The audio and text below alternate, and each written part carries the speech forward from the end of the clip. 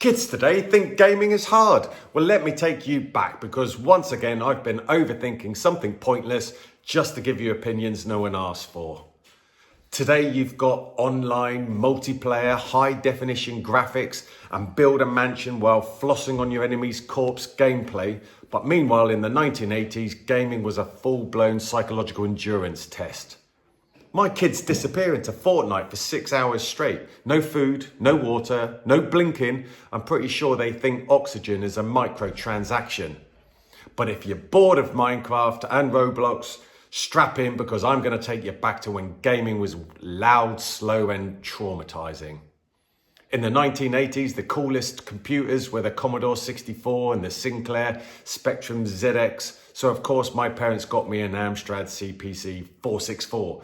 You'd think the extra numbers made it more high-tech. Nope, it was better for homework apparently, which meant if you typed out 100 lines of basic code, the computer would reward you by scrolling your name across the screen. Mind blown. All these computers had one thing in common: cassette tapes.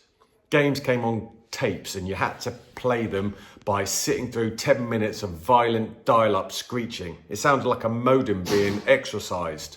If the game loaded, you were lucky. If it crashed, there was no autosave, no cloud, just pain. You just had to sit there listening to Satan's fax machine all over again. Multiplayer, lol. Multiplayer in the 1980s meant your mate had to come over in person. You both shared the keyboard like some sort of conjoined twins and you spent 6 hours watching him play an impossible mission before he said, all right, your turn, when the character immediately died. Which is exactly kind of what my kids do now, except instead of waiting for a turn, they just watch strangers play on YouTube 4 hours, willingly. How's that entertainment? I don't watch someone else eating chips, I just eat chips. If you wanted next level graphics, you left the house and went to an arcade. For me, that meant getting a coat, a train, and a bag of 10p coins that weighed more than I did. But it was worth it.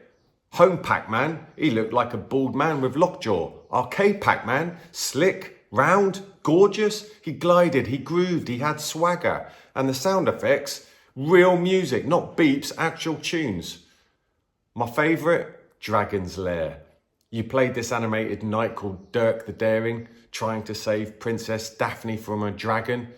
It was like being in your own Disney film.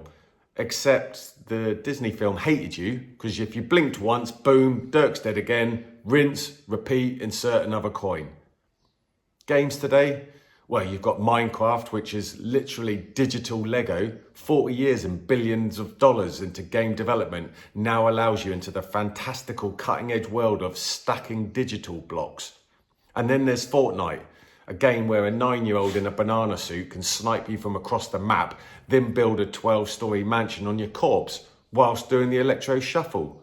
And Roblox, it's like Minecraft's weird cousin who charges you rent. I just spent 20 quid on Robux and my kid's avatar could become a semi-naked femboy jester with mouse ears and the dead eyes of someone who's seen things.